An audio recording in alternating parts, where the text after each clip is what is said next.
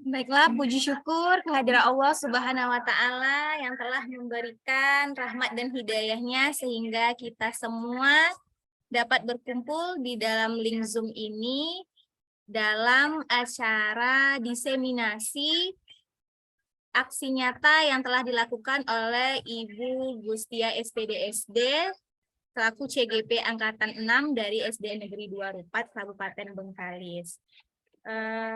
Yang terhormat Bapak Ketua Gugus 1, yang terhormat Bapak Ibu Kepala UPT yang berada pada link Zoom ini, serta Bapak Ibu guru hebat yang hadir pada kesempatan kali ini.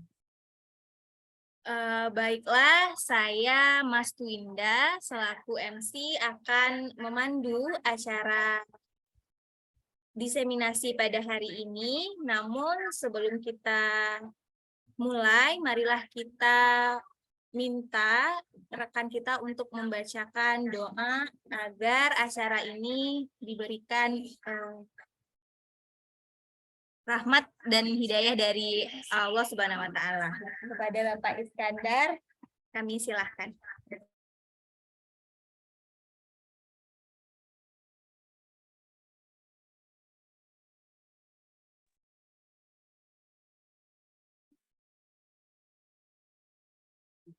A'udzubillahi minasyaitonirrajim. Bismillahirrahmanirrahim. Alhamdulillahirabbil alamin. Hamdan syakirin, hamdan naimin, hamdan yu'amahu wa huwa yukafi'u mazida. Ya Rabbana lakal hamdu kama yanbaghi li jalali wajhikal karim wa 'azimi sultanik. Allahumma salli wa sallim wa barik ala sayyidina Muhammadin salatan tunjina biha min jami'il ahwali wal afat وتقضي لنا بها من جامع الحاجات وتطهرنا بها من جامع السيئات وترفعنا بها عندك أعلى الدرجات وتبلغنا أقصى غايات من جامع الخير في الحياة وبعد الممات. اللهم اغفر لنا ذنوبنا ولوالدينا وارحمهما كما ربيانا صغيرا وجامع المسلمين والمسلمات والمؤمنين والمؤمنات الأحياء منهم وأموات برحمتك يا أرحم الراحمين. اللهم إنا نسألك السلامة في الدين والدنيا والآخرة والعافية في جسدنا وزيادة في علمنا وبركة في رزقنا وتوبة قبل الموتنا ورحمة عند الموت.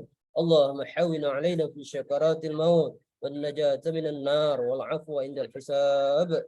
ربنا ظلمنا أنفسنا وإن لم تغفر لنا وترحمنا لنكونن من الخاسرين. ربنا هب لنا من أزواجنا وذرياتنا قرة أعين واجعلنا للمتقين إماما. ربنا لا تزغ قلوبنا بعد إذ هديتنا وهب لنا من لدنك رحمة إنك أنت الوهاب. ربنا آتنا في الدنيا حسنة وفي الآخرة حسنة وقنا عذاب النار يا الله وقنا عذاب القبور يا الله وقنا عذاب المحشر. وصلى الله على سيدنا محمد وعلى آله وصحبه أجمعين. سبحان ربك رب العزة عما يصفون والسلام على المرسلين والحمد لله رب العالمين. تقبل يا كريم.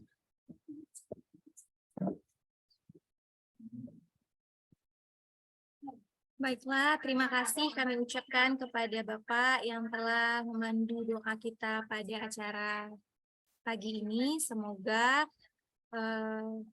acara kita ini diberikan kelancaran oleh Yang Maha Kuasa. Amin, amin ya robbal alamin. Baiklah, selanjutnya kita masuki acara yang ketiga, yaitu menyanyikan lagu Indonesia Raya. Hadirin dan peserta diharapkan untuk duduk dalam keadaan siap. Mohon kameranya dibuka, Pak Ibu.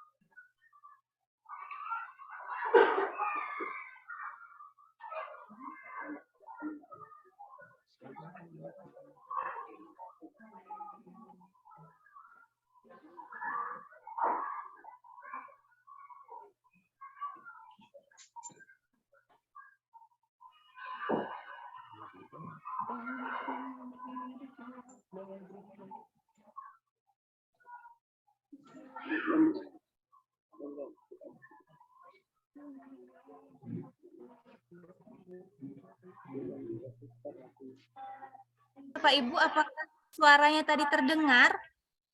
Tidak. Bang ya Pak. Berapa jam sama tadi?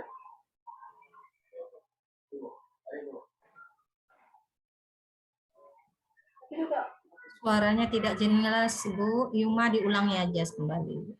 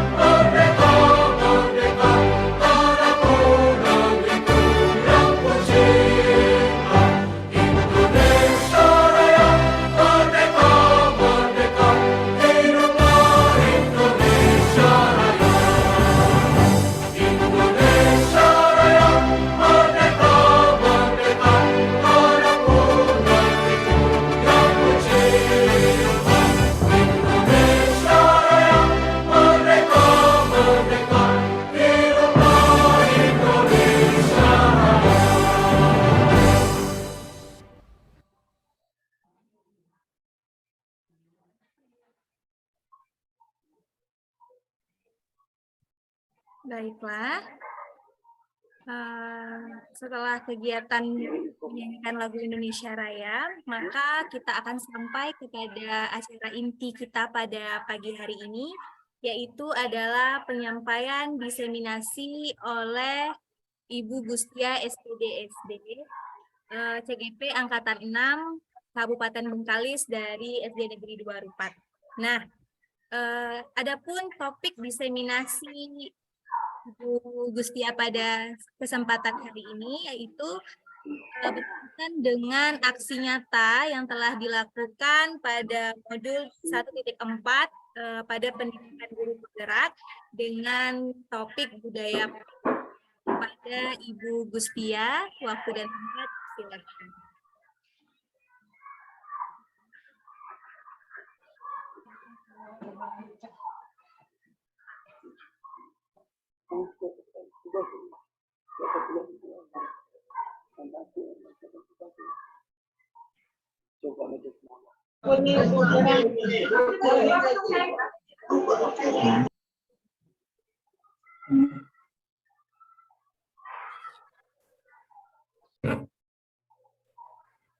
Assalamualaikum warahmatullahi taala wabarakatuh, Bapak Ibu sekalian. Terima kasih atas kesempatan partisipasinya dalam kegiatan saya hari ini. Izinkan saya share screen untuk materi diseminasi saya pada pagi hari ini.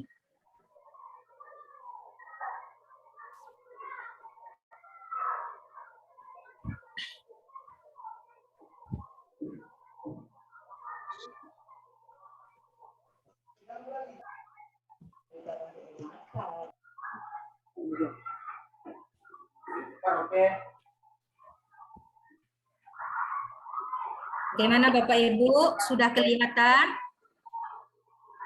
Sudah, Bu. Baik.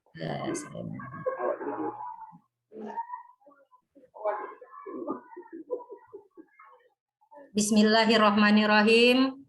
Assalamualaikum warahmatullahi wabarakatuh.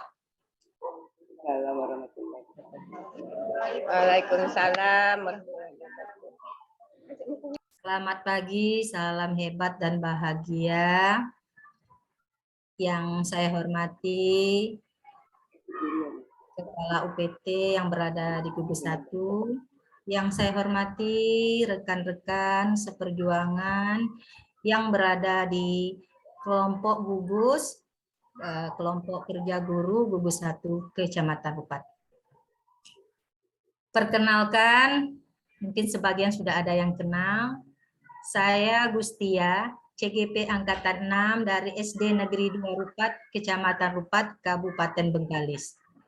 Saat ini saya sedang menyelesaikan pendidikan guru penggerak. Program pendidikan ini merupakan wujud komitmen Kementerian Pendidikan dan Kebudayaan Kemendikbud berkolaborasi dengan berbagai pihak pemangku kepentingan untuk mewujudkan pendidikan yang berkualitas bagi murid-murid di Indonesia. Pendidikan guru penggerak adalah program pendidikan kepemimpinan bagi guru untuk menjadi pemimpin pembelajaran. Program ini meliputi pelatihan daring, lokakarya, referensi dan pendampingan selama 6 bulan bagi calon guru penggerak. Selama program, saya tetap melaksanakan tugas mengajar sebagai guru.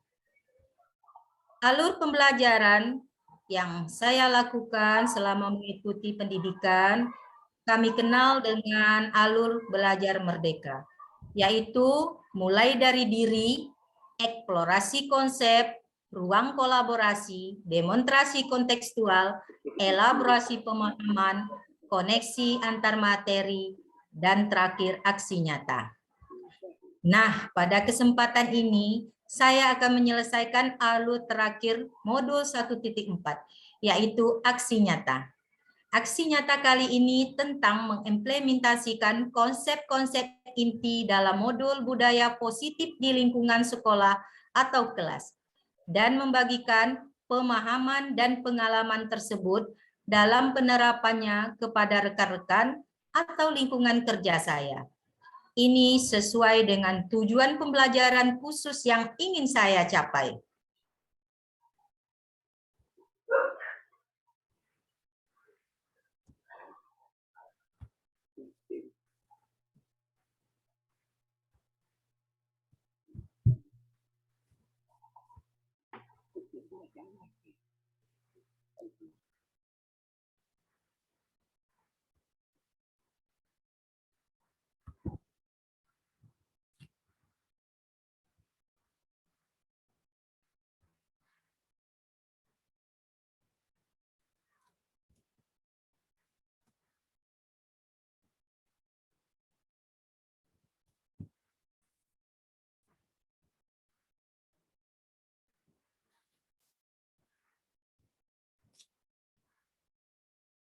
Tujuan pembelajaran khusus yang ingin dicapai yaitu CGP dapat menyampaikan pembelajaran dari penerapan konsep inti dari modul budaya positif serta pemahaman mereka mengenai konsep-konsep inti dalam modul budaya positif.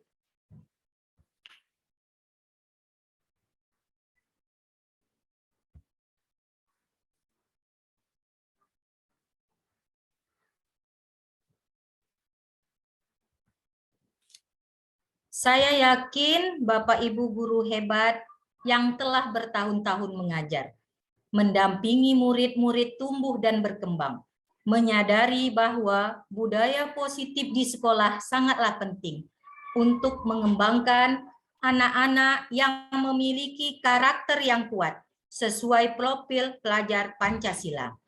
Membangun budaya positif di sekolah sesuai dengan filosofi pendidikan Ki Hajar Dewantara yaitu pendidikan yang berpihak pada murid untuk membantu mencapai visi guru penggerak.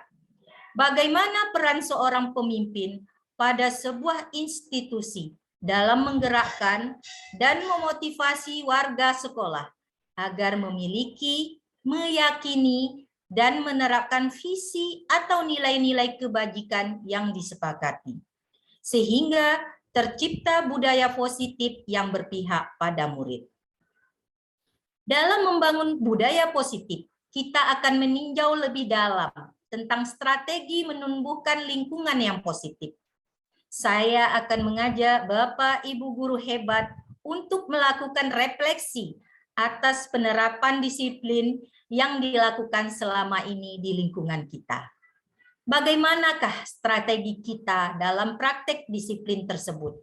Apakah selama ini kita sungguh-sungguh menjalankan disiplin atau hanya melakukan sebuah hukuman?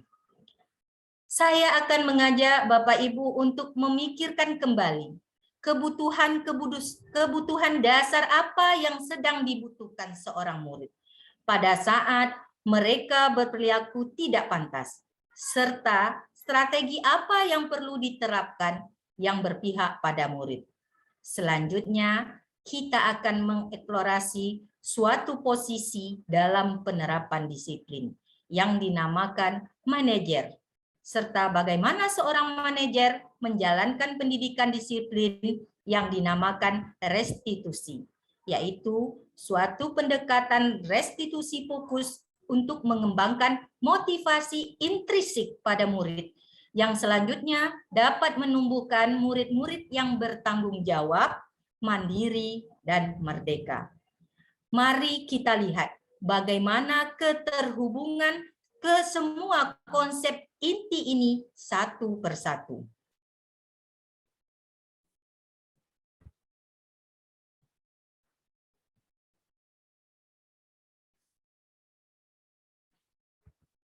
Pemikiran Ki Hajar Dewantara bahwa guru harus berpihak pada murid, sehingga sebagai guru penggerak harus bisa menuntun murid sesuai dengan kodratnya, baik kodrat alam maupun kodrat zaman, sehingga bisa menumbuhkan karakter positif yang kuat.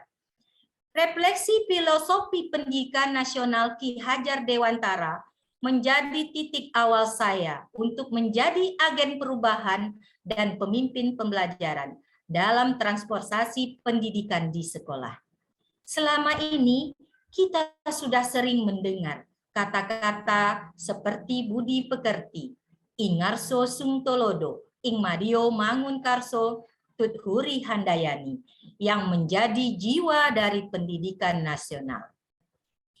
Sekolah diibaratkan sebagai tempat bercocok tanam, sehingga seorang guru perlu mengusahakan agar sekolah menjadi sebuah lingkungan yang menyenangkan, aman, nyaman untuk bertumbuh, serta dapat menjaga dan melindungi setiap murid dari hal-hal yang kurang bermanfaat atau bahkan mengganggu perkembangan potensi murid.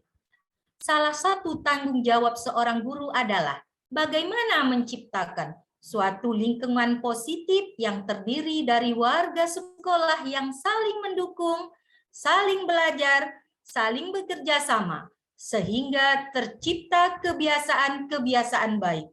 Dari kebiasaan-kebiasaan baik ini akan tumbuh menjadi karakter-karakter baik warga sekolah. Dan pada akhirnya, karakter-karakter dari kebiasaan-kebiasaan baik akan membentuk sebuah budaya positif.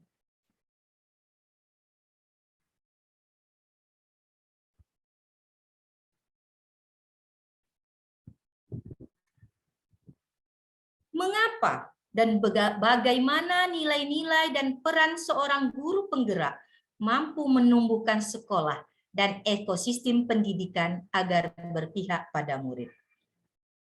Mari kita renungkan. Dunia kini sudah semakin tanpa batas. Teknologi telah berhasil menghilangkan jarak. Pertukaran budaya, baik yang positif maupun negatif, kini menjadi sukar terawasi dan tanpa filter. Filter tersebut diharapkan dapat ditumbuhkan sejak dini dalam setiap diri manusia, agar budayanya tidak tergerus oleh budaya lain yang lebih agresif melakukan penetrasi. Oleh karena itu, sebagai pendidik, kita dituntut untuk berpikir kembali mengenai makna dan tujuan pendidikan kita. Pengalaman kita semua mengalami fenomena pandemi COVID-19 sejak permulaan tahun 2020. Secara fisik, sekolah dan kelas ditiadakan dari jauh. Namun sebetulnya, jika dipikirkan, ternyata kelas-kelas ini justru mendekat dan masuk ke rumah-rumah murid kita di masa pandemi itu. Pandemi membukakan mata kita bahwa guru punya peran yang besar dalam proses belajar murid-muridnya. Sekaligus mengungkapkan bahwa orang tua pun punya peran yang tak terelakkan dalam pendidikan anak-anaknya di rumah. Hal ini membuat kita kembali percaya bahwa gotong royong dalam pendidikan adalah hal yang tidak bisa ditawar lagi. Dari pengalaman tersebut, kita disadarkan bahwa pendidikan adalah suatu hal yang sifatnya individual sekaligus komunal yang tak terpisahkan. Murid di kelas-kelas kita adalah bagian dari sebuah komunitas di rumah, di masyarakat, dan di lingkungan. Mempertimbangkan kesaling terhubungan dan kerumitan ini, maka sebagai pendidik, mau tidak mau, kita harus menilik kembali apakah nilai-nilai diri kita telah selaras dengan tuntutan zaman dan alam seperti itu. Dengan demikian, dalam membawakan perubahan, Bapak Ibu diharapkan dapat beranjak dari keadaan diri yang kurang berkesadaran menuju ke diri yang berkesadaran penuh. Kesadaran penuh bersama 5 keterampilan sosial emosional, yaitu kesadaran diri, pengelolaan diri, kesadaran sosial, keterampilan relasi, dan pengambilan keputusan yang bertanggung jawab dan beretika, yang memungkinkan bertumbuhnya pola pikir dan nilai-nilai yang diharapkan menumbuh pada guru, yaitu yang pertama, nilai berpihak pada murid, yang kedua, reflektif, yang ketiga, mandiri, yang keempat, kolaboratif, serta yang kelima, inovatif. Di masa mendatang, guru penggerak seperti saya dan lainnya diharapkan dapat memainkan peran-peran pemimpin perubahan dalam ekosistem pendidikan kita masing-masing. Kepemimpinan seorang guru tentunya akan lebih maksimal jika memiliki keterampilan ataupun kompetensi yang sesuai dengan tujuan pendidikan yang diharapkan. Bapak, Ibu guru hebat, saya mengajak untuk membaca dan memahami 4 kategori kompetensi sebagai kompetensi-kompetensi yang perlu dimiliki oleh seorang pemimpin di lingkungan sekolah. Yang pertama, mengembangkan diri dan orang lain. Yang kedua, memimpin pembelajaran. Yang ketiga, memimpin manajemen sekolah. Serta yang keempat, memimpin pengembangan sekolah. Seorang guru diharapkan mempunyai kesemua kompetensi itu. Guru juga berfokus sebagai pemimpin yang menggerakkan diri, sesama, serta lingkungan masyarakat untuk mewujudkan sekolah yang berpihak pada murid. Peran guru penggerak misalnya muncul sebagai respon atas 4 kompetensi kepemimpinan sekolah tersebut. Peran guru penggerak yang dimulai dengan pendalaman nilai-nilai guru penggerak dalam diri guru penggerak. Terdapat 5 peran guru penggerak. Yang pertama, menjadi pemimpin pembelajaran. Yang kedua, menjadi coach bagi guru lain. Yang ketiga, mendorong kolaborasi. Keempat, mewujudkan kepemimpinan murid. Dan yang kelima, menggerakkan komunitas praktisi. Salah satu contohnya kegiatan saya hari ini di KKG Gugus 1 Kecamatan Rupat ini.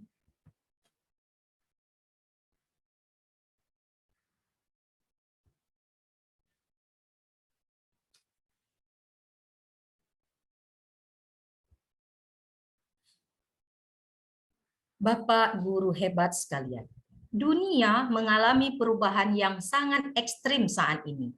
Perubahannya begitu cepat dan mampu mempengaruhi berbagai sendi kehidupan, baik perilaku individu, struktur sosial, maupun praktek berorganisasi.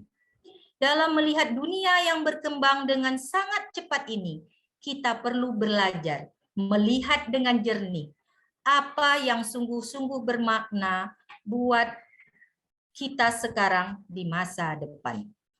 Derasnya perubahan dan belenggu rutinitas dunia membuat kita lupa akan makna. Kita jarang menilik kembali makna hidup kita dan harapan kita. Padahal harapan itu bagaikan bahan bakar, tetap berputarnya dunia seorang manusia. Manusia yang berpengharapan akan memiliki peluang untuk mencapai lebih banyak ketimbang mereka yang tidak berpengharapan. Bagaimana kita sebagai seorang guru dapat mendesain lingkungan belajar yang memungkinkan tumbuhnya murid yang memiliki kemandirian dan motivasi intrinsik yang tinggi? Maka atas pertanyaan itu, guru perlu terus berlatih, meningkatkan kapasitas dirinya dalam memvisualisasikan harapan, menggandeng sesama, dan mentransformasikannya menjadi harapan bersama. Dari sini, baru kemudian dilanjutkan dengan segala upaya gotong royong yang diperlukan demi pencapaian harapan bersama tersebut. Harapan kita adalah visi kita. Visi kita sekarang adalah masa depan murid kita. Masa depan murid kita adalah masa depan bangsa kita, Indonesia. Saya mengajak Bapak Ibu sekalian untuk menelusuri visi mendasar dari pendidikan. Betapa pentingnya pendidik memiliki visi dan mengembangkan visi untuk mewujudkan keberpihakan pada murid-murid di daerah.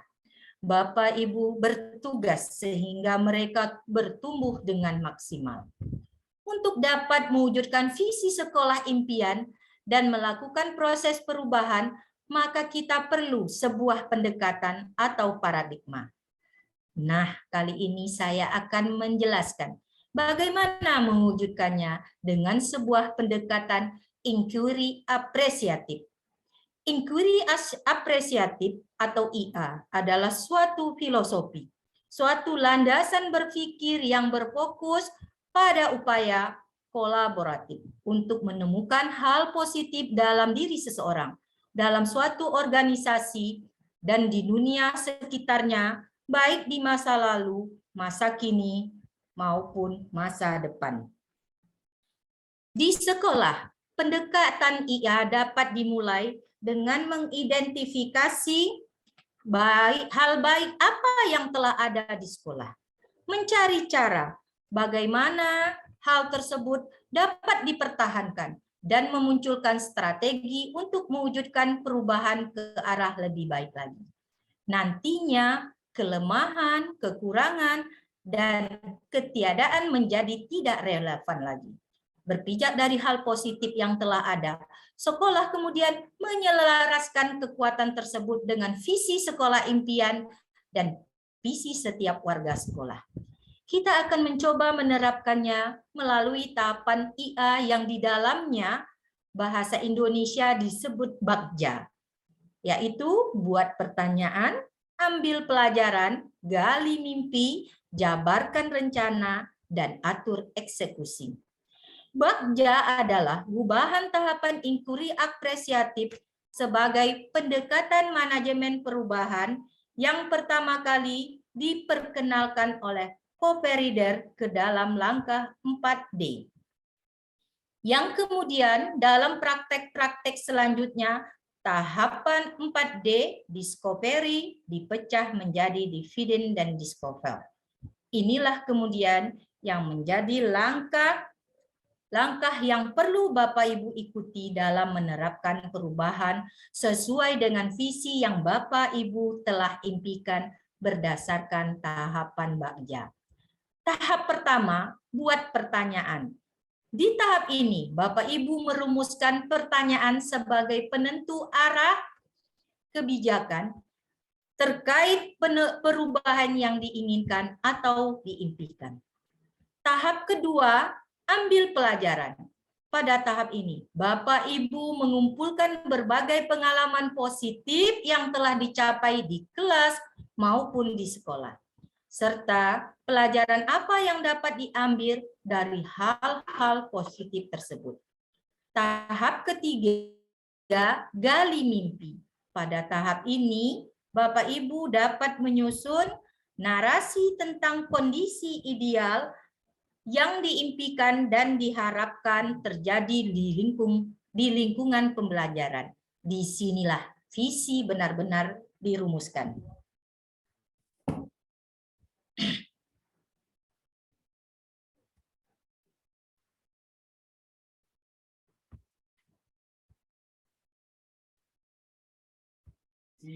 Izin Bu, Ya, untuk PPT-nya ini terpotong. Kalau misalnya tidak bisa di slideshow, apakah bisa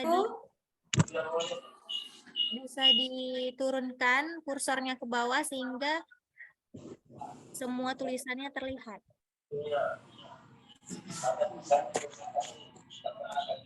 baik Bu.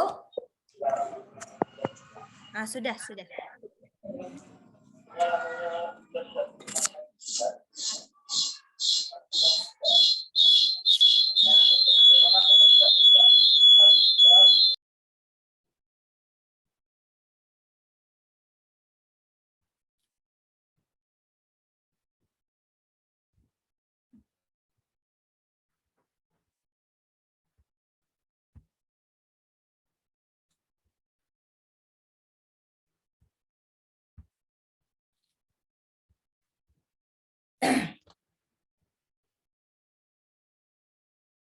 Baik, Bapak Ibu sekalian, budaya positif di sekolah adalah nilai-nilai positif yang diterapkan di sekolah.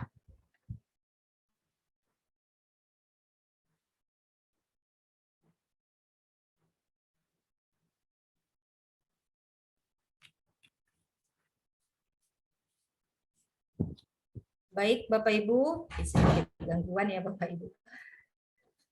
Budaya positif adalah nilai-nilai positif yang diterapkan menumbuhkan budi pekerti yang luhur, sehingga terwujud profil pelajar Pancasila.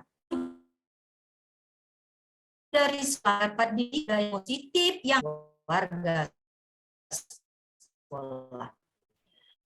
Budaya positif di sekolah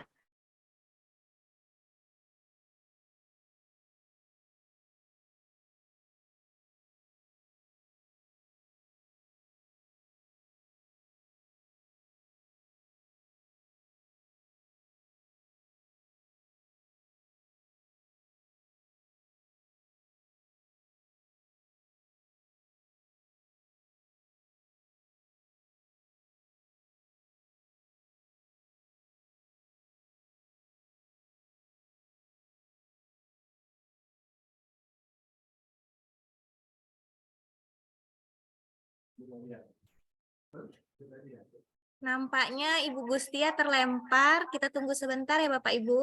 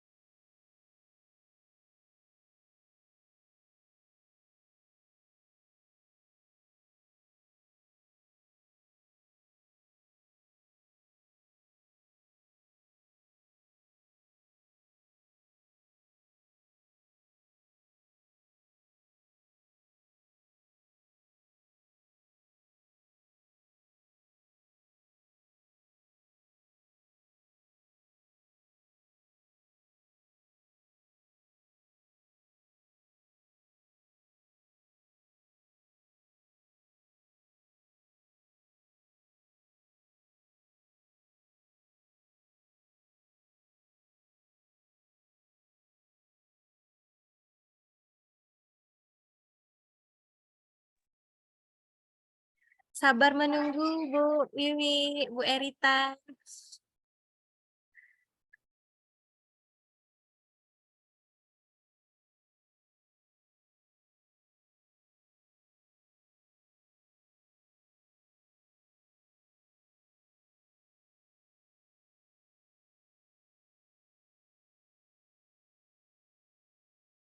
Izin saya sampaikan, mungkin sebelum Ibu Gustia bisa masuk, nanti setelah sesi pemaparan, kita akan buka sesi tanya jawab ya, Bapak Ibu guru hebat. Jadi jika ada Bapak Ibu yang ingin memberikan saran mungkin, ataupun pertanyaan, nanti bisa setelah sesi pemaparan materi oleh Ibu Gustia. Terima kasih.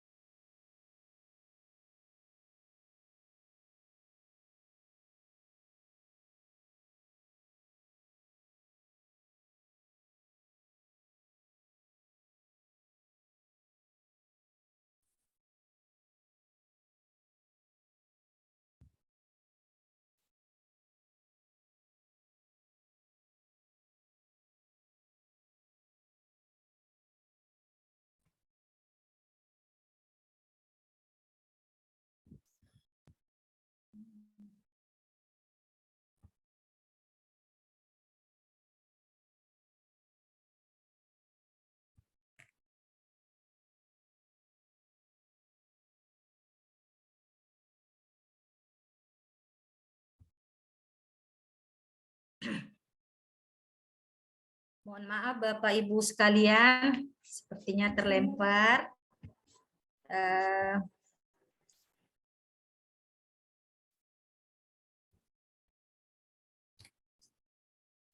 Baik Bapak Ibu, kita lanjutkan.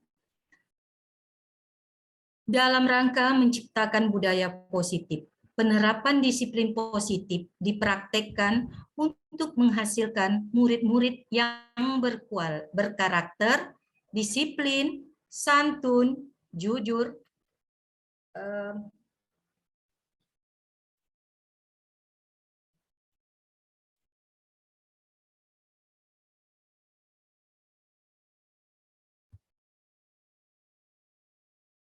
ya. Screen-nya belum nampak ya?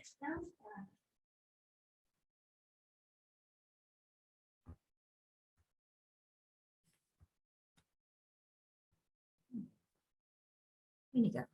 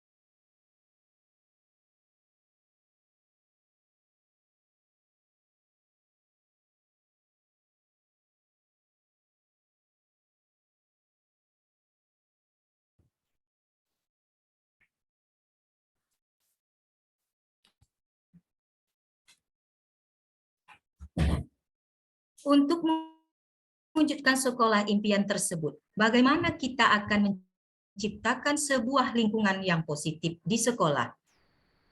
apa strategi yang akan Bapak Ibu guru hebat pilih? Bagaimana kita akan menerapkan disiplin positif? Apa yang perlu kita lakukan terlebih dahulu? Tentunya salah satu hal yang paling penting adalah kita perlu menghilangkan rasa takut dalam diri murid-murid, sehingga mereka merasa aman dan nyaman berada di sekolah. Dan bahwa membuat kesalahan adalah suatu proses pembelajaran itu sendiri. Hanya dengan demikian, semua murid dapat belajar dengan rasa tenang, tanpa tekanan dan nyaman.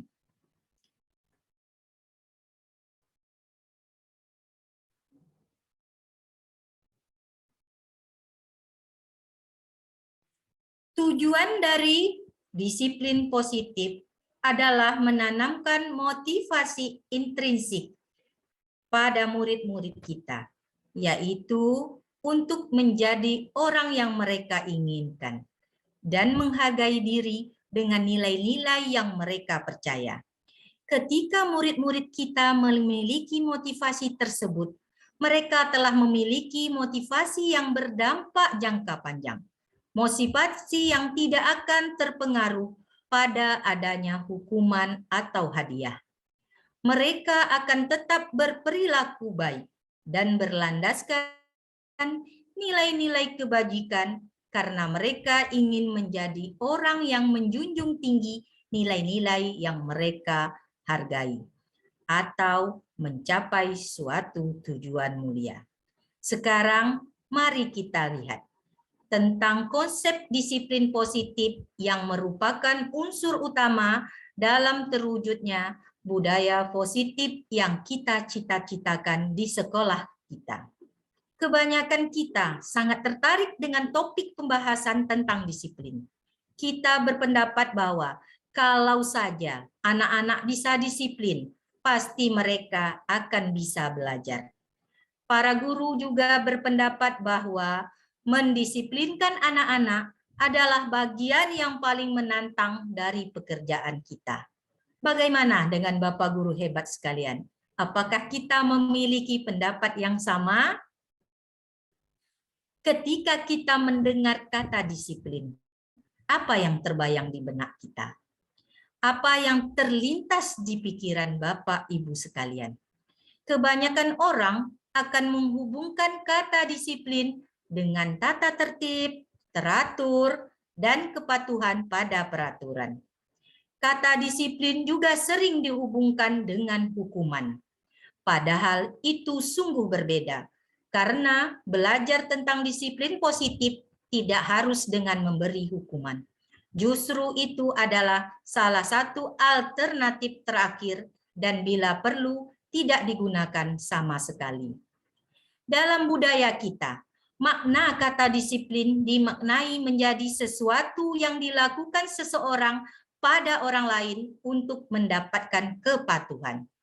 Kita cenderung menghubungkan kata disiplin dengan ketidaknyamanan.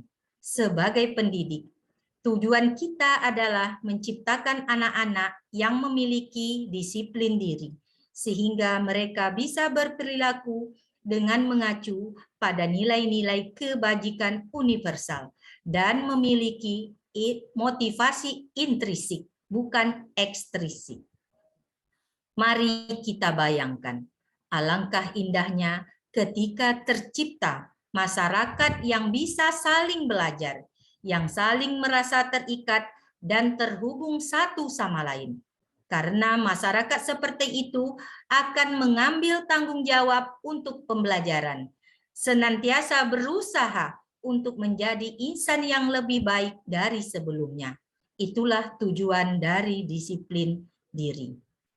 Kedua pakar pendidikan, Bapak Ki Hajar Dewantara maupun Diana Gosen, mengartikan disiplin sebagai bentuk kontrol diri, yaitu belajar untuk kontrol diri agar dapat mencapai suatu tujuan mulia.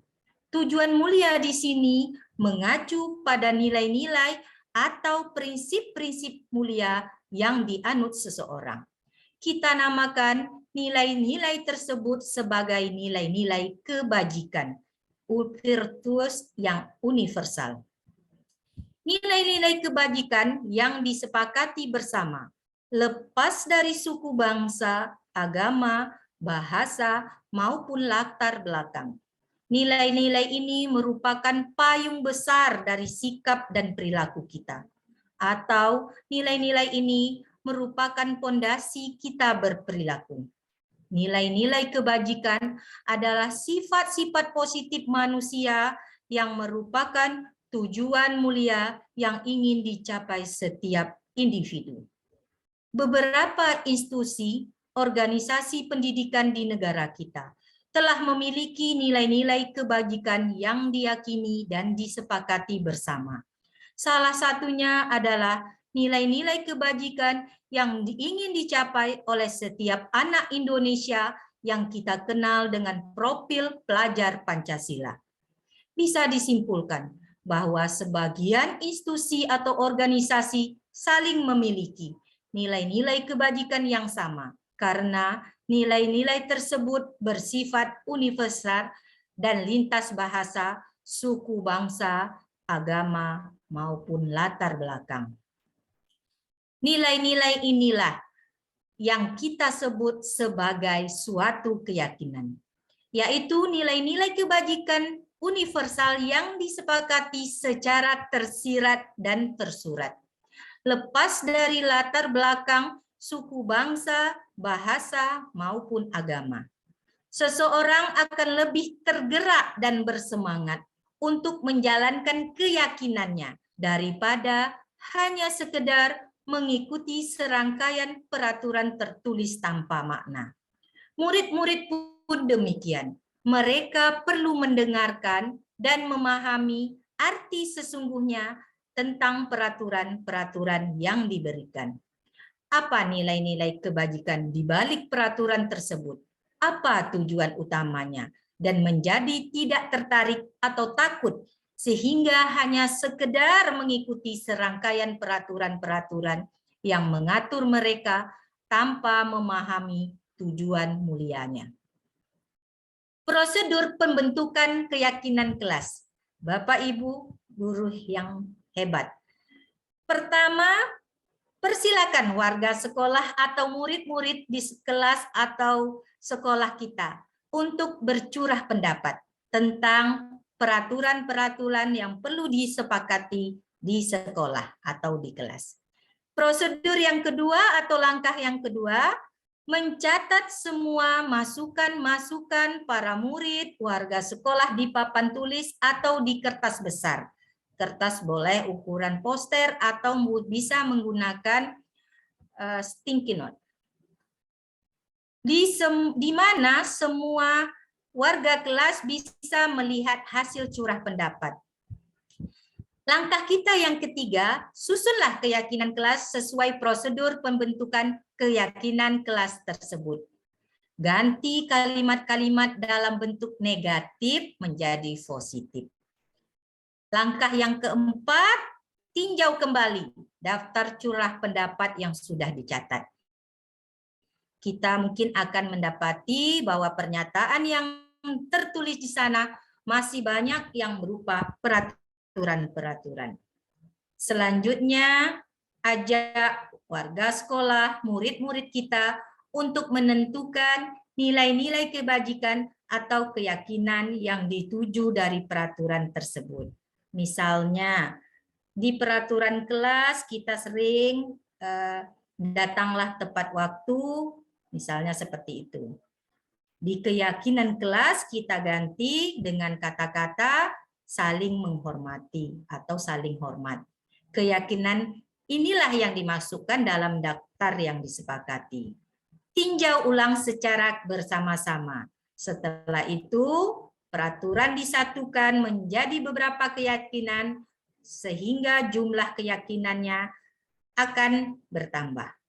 Sebaiknya keyakinan kelas ini tidak terlalu banyak, hanya mungkin berkisar 3-7 prinsip saja.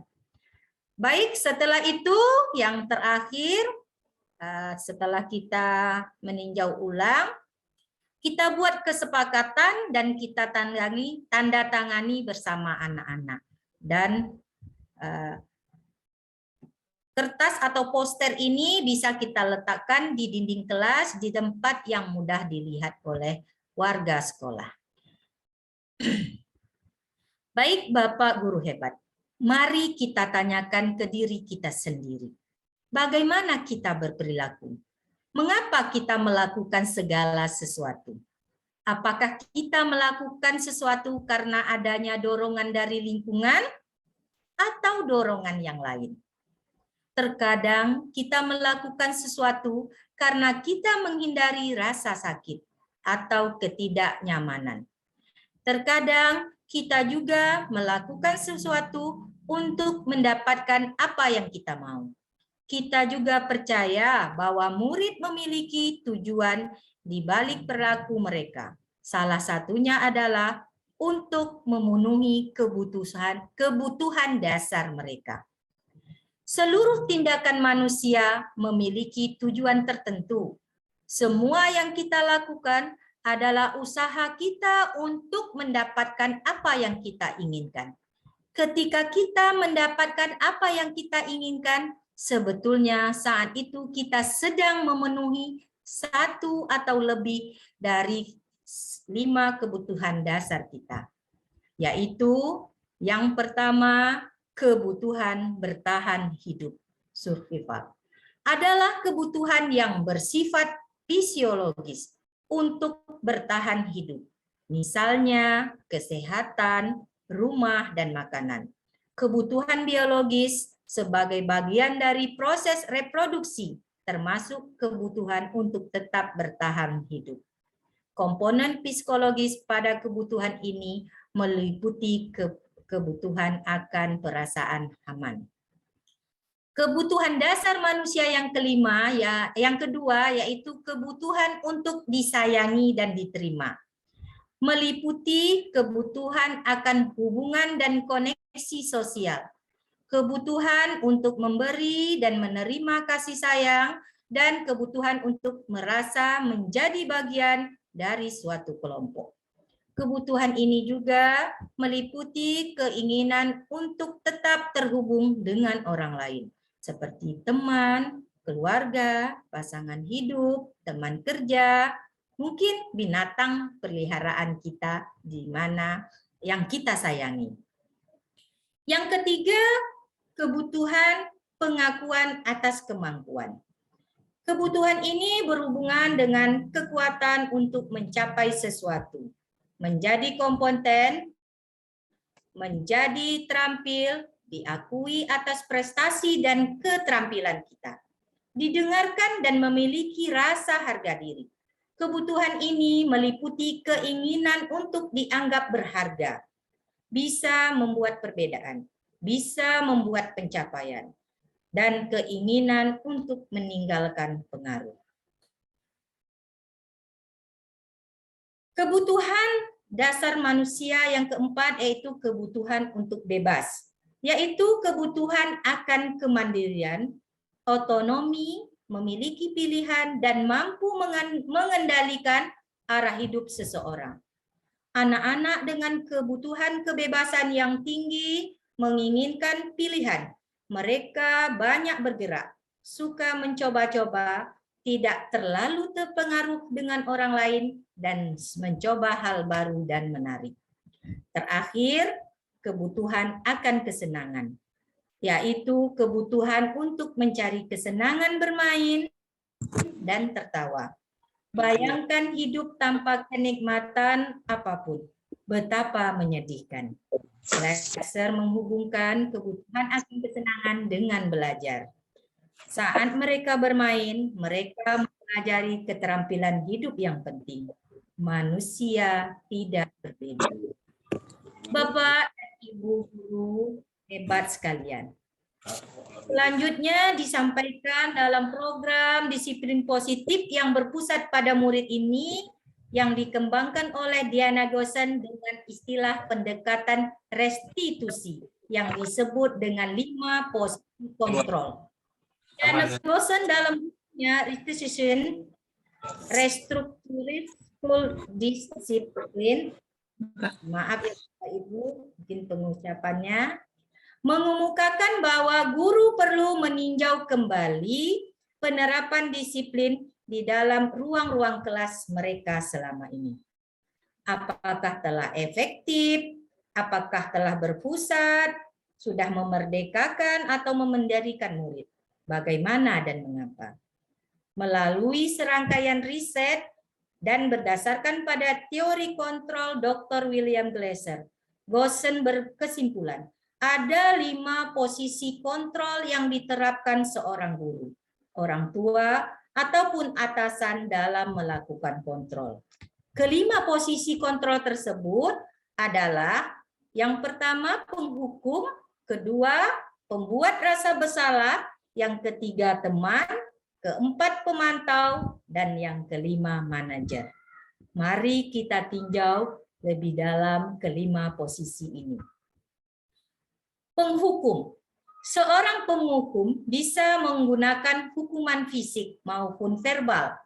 Orang-orang yang menjalankan posisi penghukum senantiasa mengatakan bahwa sekolah memerlukan sistem atau alat yang dapat lebih menekan murid-murid lebih dalam lagi.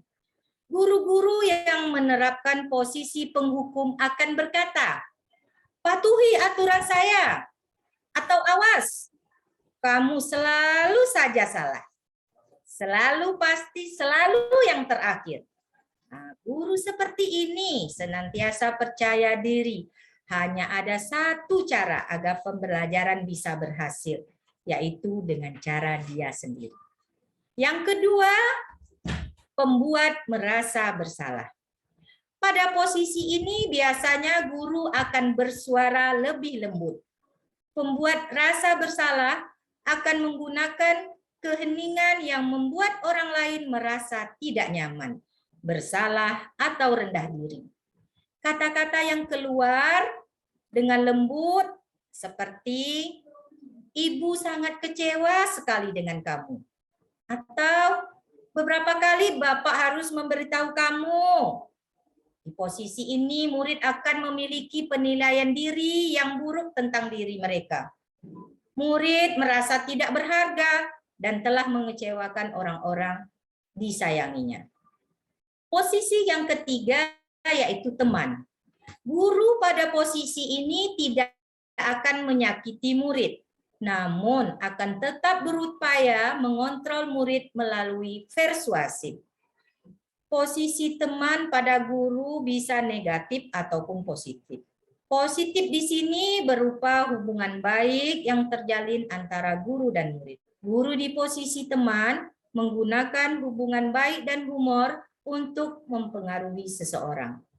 Mereka akan berkata, ayo bantulah demi Bapak ya. Ayo ingat tidak bantuan Bapak ini. Atau mungkin dengan kata-kata, ya sudah nanti Ibu bantu bereskan. Yang keempat yaitu pemantau. Pemantau berarti mengawasi. Pada saat kita mengawasi, kita bertanggung jawab atas perilaku orang-orang yang kita awasi.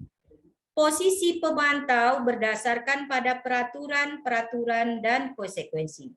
Dengan menggunakan sanksi konsekuensi, kita dapat memisahkan hubungan pribadi kita dengan murid sebagai seseorang yang menjalankan posisi pemantau. Pertanyaan yang mungkin keluar seperti, peraturannya apa? Apa yang telah kamu lakukan? Sanksi atau konsekuensinya apa? Posisi ini akan menggunakan bisa dengan stiker, bisa dengan slip catatan atau daftar cek. Posisi pemantau sendirinya berasal dari teori stimulus respon yang menunjukkan tanggung jawab guru dalam mengontrol murid. Nah, posisi yang paling ideal yang kita harapkan yaitu posisi manajer. Posisi terakhir ini adalah posisi di mana guru berbuat sesuatu bersama dengan murid, mempersilakan murid mempertanggungjawabkan perilakunya, mendukung murid agar dapat menemukan solusi atas permasalahannya sendiri. Seorang manajer telah memiliki keterampilan di posisi teman maupun pemantau. Dan dengan demikian, bisa jadi di waktu-waktu tertentu kembali pada kedua posisi tersebut bila diperlukan. Namun, bila kita menginginkan murid-murid kita menjadi manusia yang merdeka, mandiri, dan bertanggung jawab, maka kita perlu mengacu kepada restitusi yang dapat menjadikan murid kita seorang manajer bagi dirinya sendiri. Bapak dan Ibu guru hebat sekalian. Setelah kita menguasai tentang restitusi, tentunya kita ingin mengetahui bagaimana cara melakukannya. Dalam menurut Diana Goosen dalam bukunya Restitution, telah merancang sebuah tahapan untuk memudahkan guru dan orang tua dalam melakukan proses untuk menyiapkan anaknya melakukan restitusi, bernama segitiga restitusi. Segi yang pertama atau sisi yang pertama yaitu menstabilkan identitas.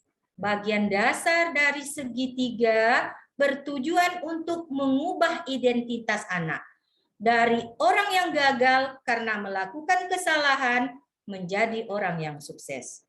Anak yang melanggar peraturan karena sedang mencari perhatian adalah anak yang sedang mengalami kegagalan.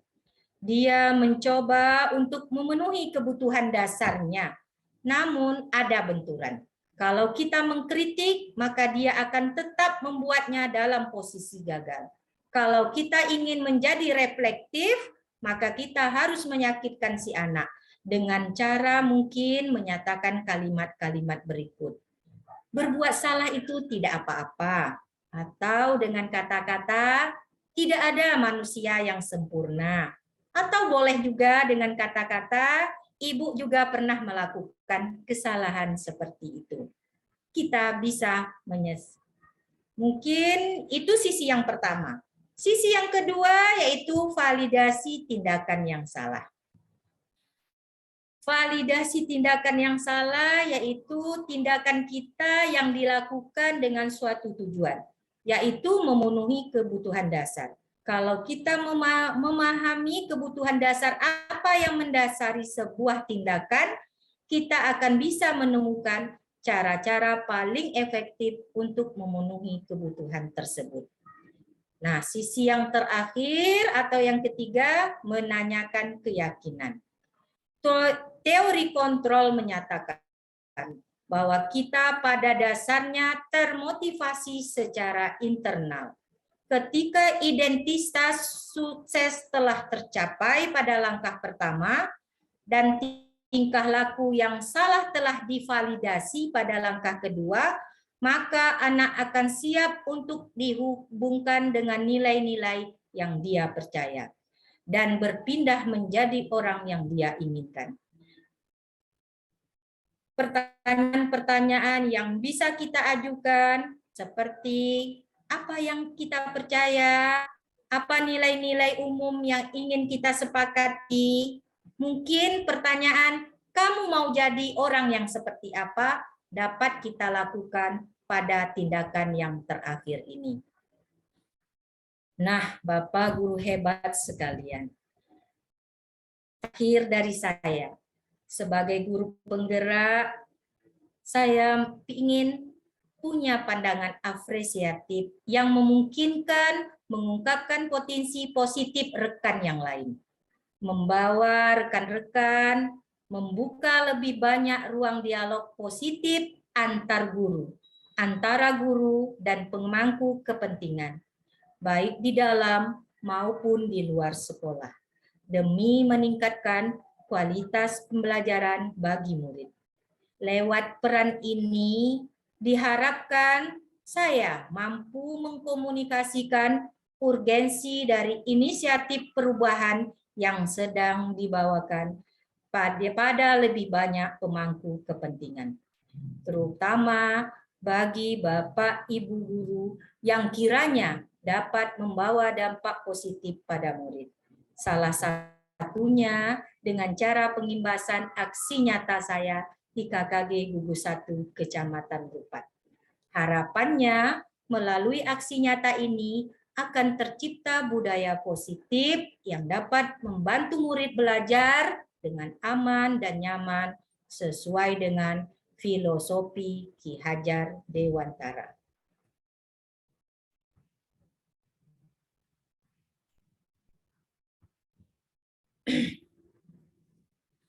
Sebagai penutup, saya akan menyampaikan sedikit tunjuk ajar orang Melayu.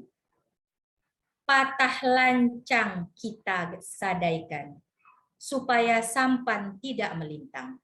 Petuah orang kita sampaikan, supaya badan tidak terbuang. Patah lancang kita pagarkan, dalam belanga ikan belida. Petuah orang kita dengarkan, dalam hikayat berpenuh makna. Sekian dan terima kasih. Wassalamualaikum warahmatullahi wabarakatuh.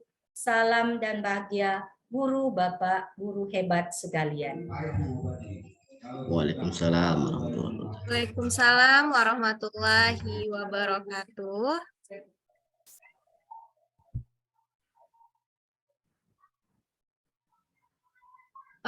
Terima kasih kami ucapkan kepada Ibu Gustia yang telah menyampaikan luar biasa ya Bu ya, banyak materi tentang budaya positif dan cara membentuk budaya positif di sekolah. Nah, mungkin untuk sesi berikutnya yaitu kita akan buka sesi saran dan tanya jawab. Jadi bagi Bapak Ibu yang ingin memberikan saran atau pertanyaan, silahkan untuk raise hand, Pak. Bu.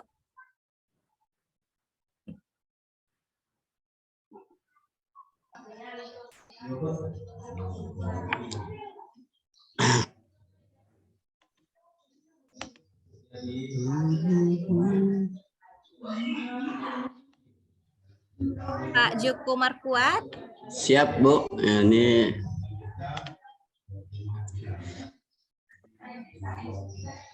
terima kasih.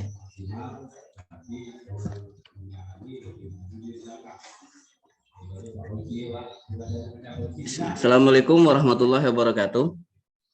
Waalaikumsalam Waalaikumsalam warahmatullahi wabarakatuh. Yang pertama saya ucapkan terima kasih kepada Ibu Yuma selaku moderator memberikan kesempatan saya untuk bertanya terkait pada aksi nyata yang disampaikan oleh Ibu kita Bu Gustia dalam penerapan budaya positif di satuan pendidikan pada khususnya. Baik, Ibu Bapak yang saya hormati,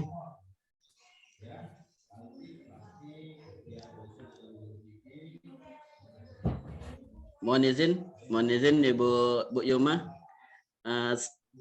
tampilan saya agak terputus nih Bu. Mana Pak? Tampilan slide 8 Bu, mohon izin tampilannya Silakan Bu. Bu Gustia share screen kembali Bu di slide. Slide 8. Ya slide nomor 8 Bu.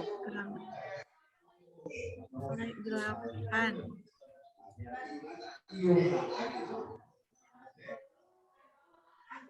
Baik, terima kasih Ibu Gustia. Salam Ibu Guru Hebat. Calon CGP Angkatan 6 Kabupaten Bengkalis berasal dari Rupat. Nah, di sini tadi Ibu telah memaparkan tentang salah satunya strategi untuk menciptakan budaya positif di lingkungan sekolah dan nantinya berimbas kepada di kelas kita masing-masing. Sangat banyak sekali ilmu yang kami peroleh daripada paparan Ibu. Mudah-mudahan nantinya saya dan rekan yang lain yang berkesempatan mengikuti kegiatan hari ini dapat menerapkan ke depannya seperti itu. Nah, di sini dari 5 strategi yang Ibu paparkan, sangat tertarik sekali saya di posisi kontrol kita sebagai guru seperti itu. Nah, tadi Ibu memaparkan bahwa posisi kontrol kita dalam menyelesaikan atau menyelesaikan suatu permasalahan itu adalah salah satunya manajer yang paling ideal kan seperti itu. Yang selama ini yang kita ketahui bersama mungkin dalam penyelesaian masalah itu lebih fokus ke penghukum, yang mana nantinya akan sanksi-sanksi itu akan muncul kepada orang yang melakukan tindakan tersebut, dalam hal ini siswa. Namun di sini Ibu tadi memaparkan bahwa itu adalah langkah alternatif terakhir, kan seperti Ibu ya. Ya, alhamdulillah, terima kasih. Berarti ke depan kita bagaimana emosional kita itu secara tidak langsung akan lebih terarah seperti itu. Ini sesuai dengan paparan Ibu yang awal, itu lebih ke fokus masalah yang ini, keyakinan kelas. Keyakinan kelas yang sepemahaman saya dan kawan-kawan yang lain, kita biasanya di awal ataupun di awal proses pembelajaran, di tahun pelajarannya, kita terbiasa membuat suatu aturan yang biasanya itu tidak secara langsung melibatkan siswa, gitu Bu ya. Nah, kita lebih fokus kita dan sekolah lain mungkin kawan rekan guru ataupun pimpinan kita, tapi kita jarang melibatkan siswa dalam menyusun keyakinan tersebut. Nah, akan tapi di sini tadi sudah Ibu paparkan secara jelas bahwa anak harus terlibat secara real di lapangan, harus secara langsung. Agar apa nantinya? Seperti paparan Ibu, anak bisa tanpa mereka diperintah, dengan sendirinya anak-anak tersebut akan ingat apa yang harus dia kerjakan. Sangat luar biasa sekali Ibu.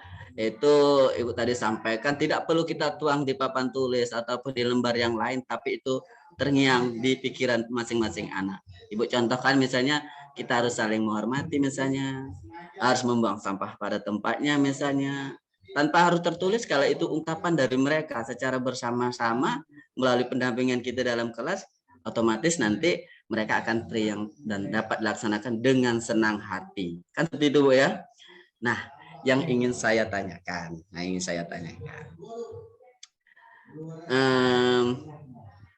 kita nih Bu, secara menyeluruh khususnya di Pulau Rupat, ini masih ya seperti yang saya sampaikan di awal tadi, masih dalam posisi kita selaku guru itu yang harus diikuti gitu. Jadi langkah ke depan bagaimana kita mengajak lingkungan kita, termasuk tadi berkolaborasi dengan instansi terdekat kan gitu. Nah, salah satunya ini Ibu sudah menerapkan secara langsung, dalam artian Ibu berbagi positif kepada rekan yang ada di gugus kan gitu. Tapi bagaimana kita mengajak rekan-rekan yang lain untuk berbuat seperti Ibu yang lakukan saat ini gitu. Nah, karena dalam keyakinan kelas ini bisa saja mungkin tadi Ibu paparannya secara apa ya Bu ya, langkah-langkahnya seperti itu. Nah, jadi bagaimana caranya mensuasanakan, misalnya gini, pada proses apakah kita jawab untuk mendampingi kita sebagai penguat, atau bahkan mungkin pimpinan kita, kepala sekolah sebagai lebih lebih menguatkan juga seperti guru adalah ini kita sebagai guru kelas. Karena otomatis kalau kita membuat keyakinan kelas, itu pendapat siswa itu kan banyak kan gitu. Kita harus merangkumnya jadi satu. Apakah kita perlu memerlukan rekan sejawat waktu kita menyusun penyusunan keyakinan kelas tadi, atau cukup kita sendiri selaku guru, contohnya guru kelas sajalah di kelas 2 atau kelas 3 tanpa melibatkan rekan lain pada saat proses. Itu saya maksudnya, pada saat proses. Kenapa? Kita nanti perlu umpan balik daripada orang lain pada saat kita berproses seperti itu. Untuk sementara seperti itu Bu Gustia, mohon pencerahannya. Terima kasih. Assalamualaikum warahmatullahi wabarakatuh.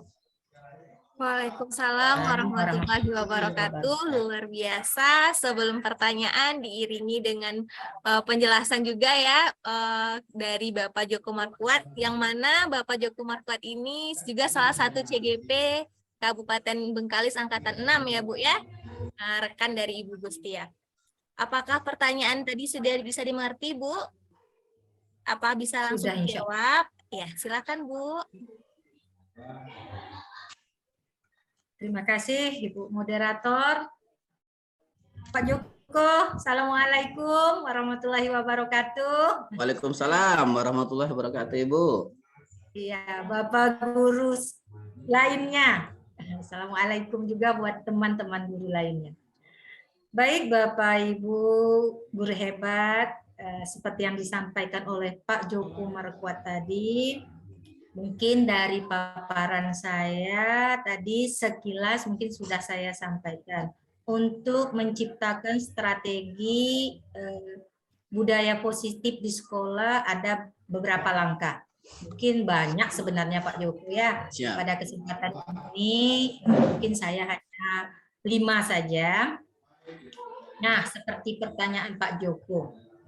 Ketika saya membuat kesepakatan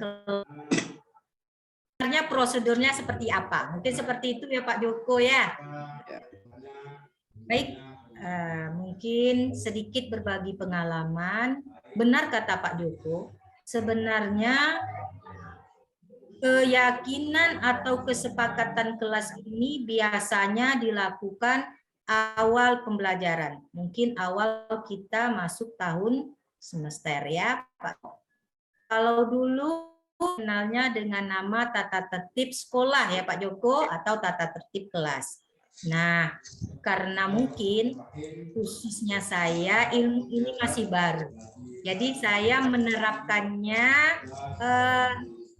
di pertengahan. Ini mungkin mau sampai ke ujung semester 1 ya Pak Joko. Siap. Saya berusaha ilmu yang saya dapatkan dari program guru penggerak ini saya ingin menerapkan hasil. Alhamdulillah Pak Joko, untuk di kelas 6 saya sudah punya kesepakatan atau keyakinan kelas ini. Nah, prosedur umumnya Pak Joko, mungkin karena saya ini PLT, saya tidak perlu lagi meminta izin kepala sekolah. Tapi bagi Bapak Ibu sekalian, sebelum kita melakukan apapun bentuk perubahan di sekolah kita, di kelas kita, paling utama adalah mendapat izin dari kepala sekolah. Sebagai penanggung jawab orang yang dituakan atau orang yang menjadi atasan kita. Itu yang sangat penting Pak Joko. Jadi kalau kasus saya Pak Joko, saya berkonsultasi dengan rekan-rekan majelis sejawat, khususnya guru-guru yang masuk di kelas 6 itu Pak Joko. Seperti guru PJOK, guru agama, dan guru mungkin mulok ya Pak Joko.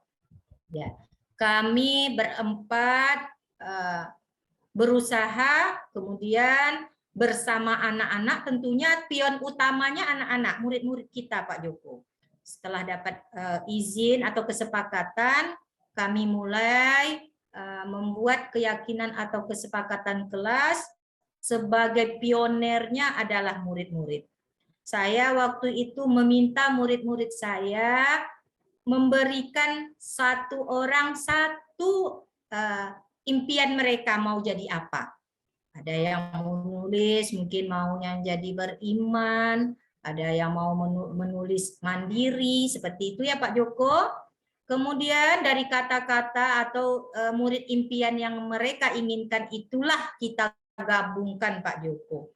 Kita gabungkan sehingga menjadi suatu keyakinan atau kesepakatan kelas. Yang semua ini seperti yang dikatakan Pak Joko, sebenarnya tanpa dipajang pun kalau anak-anak yang sudah mereka sendiri berbuat, mereka pasti akan teriang-iang apa yang mereka lakukan. Namun alangkah baiknya poster atau tulisan-tulisan kesepakatan kelas ini bisa kita letakkan di kelas kita di tempat yang bisa terbaca. Mungkin suatu saat mereka terlupa dengan kesepakatan yang telah dibuat, karena terpandang, mereka akan kembali lagi ke keyakinan kelas yang sudah disepakati. Mungkin seperti itu Pak Joko, penjelasan dari saya ya. Terima kasih Pak Joko. Kita kembalikan ke Mas Twinda ya.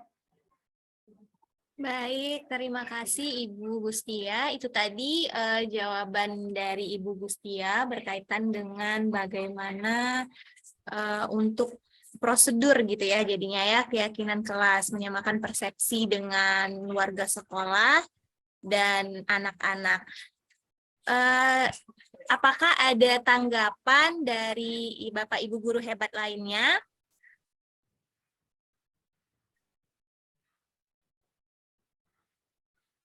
Nampaknya, Halo Bu Yuma. ya silakan Pak. Saya ucapkan terima kasih atas pencerahan yang disampaikan oleh Bu Gustia, bahwa beliau sudah dalam hal ini, dalam membuat keyakinan kelas, sudah melibatkan seluruh unsur karena posisi beliau juga PLT, jadi beliau tidak perlu membutuhkan dari pimpinan, beliau tetap melibatkan rekan sejawat dalam menyusun proses tersebut. Nah, tadi di akhir Ibu juga memberikan catatan bahwa walaupun diingat, kalau tidak dipajang kadang-kadang kita terlupakan, kan gitu. Alangkah baiknya supaya teringat terus, dipajangkanlah. Apalagi dengan karakter kita anak SD, mungkin diselip dengan sesuatu yang menurut mereka supaya terpandang lebih manis lagi, kan seperti itu. Terima kasih pencerahannya, dan untuk diri saya dan kawan-kawan yang lain, mudah-mudahan apa yang disampaikan Bu Gustia ke depan dapat sama-sama kita saling berbenah seperti itu.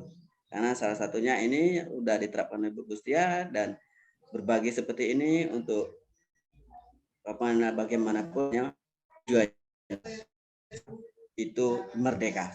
Terima kasih. Assalamualaikum warahmatullahi wabarakatuh. Waalaikumsalam Assalamualaikum warahmatullahi wabarakatuh. Luar biasa, Bapak hebat, Ibu guru hebat. Saya ingin bertanya, apakah Bapak Ibu yang lain ada tanggapan dan saran atau pertanyaan berkenaan dengan diseminasi yang dilakukan pada hari ini?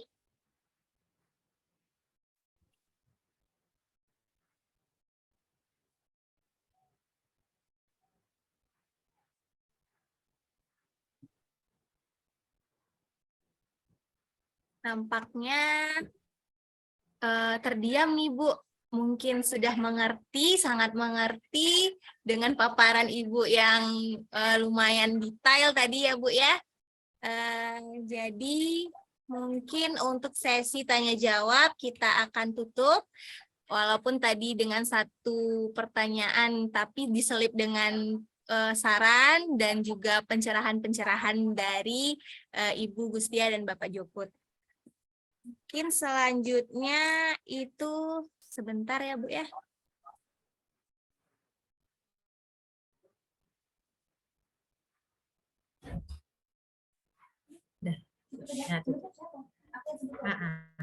Simpulan sikit.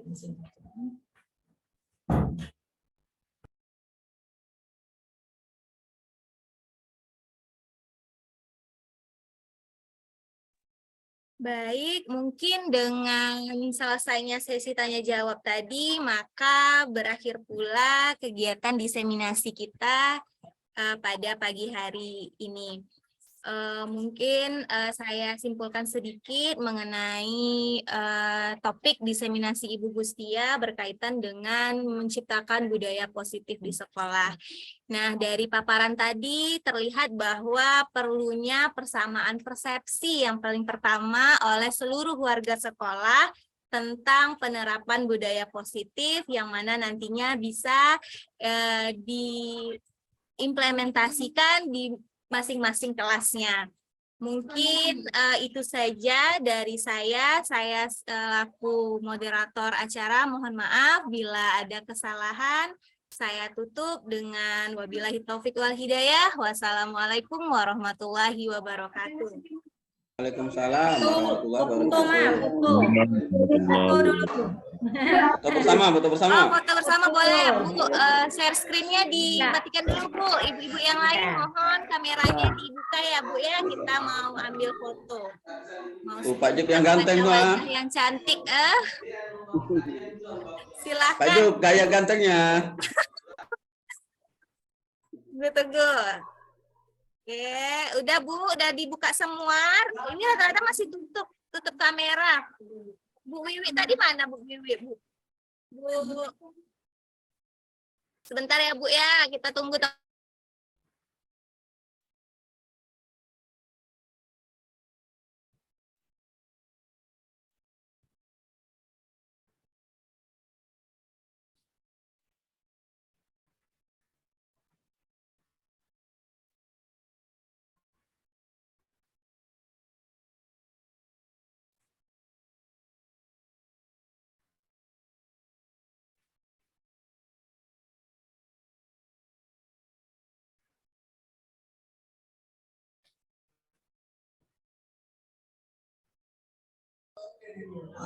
Sudah Bu Irma, saya mohon izin live Bu.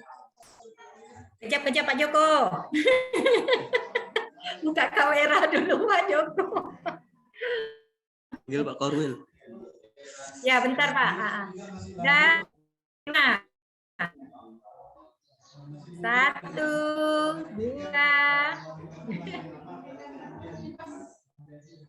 Mau suaranya Pak Ibu Ina.